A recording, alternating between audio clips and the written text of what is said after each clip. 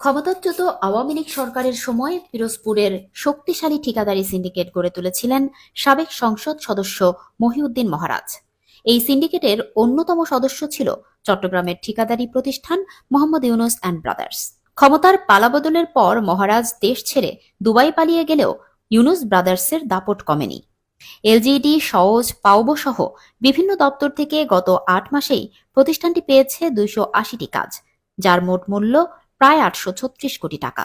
অভিযোগ রয়েছে প্রতিষ্ঠানটি প্রকৃতপক্ষে অধিকাংশ কাজ নিজেরা না করে সাব ঠিকাদারদের কাছে বিক্রি করে দেয়। এমনকি স্থানীয় সরকার প্রকৌশল অধিদপ্তরের ১৭টি প্রকল্পে কাজ না করেই তুলে নেওয়া হয় ১৬০০ কোটিরও বেশি টাকা।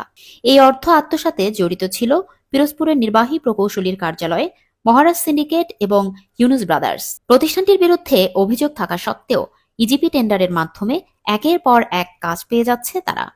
যদিও প্রতিষ্ঠানটির উপব্যবস্থাপনা পরিচালক ইমরান হোসেন দাবি করেন, সব কাজ নিয়ম মেনেই করা হয়েছে এবং এটি আমাদের সক্ষমতার প্রতিফলন। অন্যদিকে এলজিইডির প্রধান প্রকৌশলী জানান, নির্দিষ্ট অনিয়মের প্রমাণ পাওয়া গেলে অবশ্যই ব্যবস্থা নেওয়া হবে। ইতোমধ্যে তদন্তে উঠে এসেছে কাজ না করেও অর্থ তোলার প্রমাণ, যার প্রেক্ষিতে মন্ত্রণালয় ও দুদক তদন্ত করছে।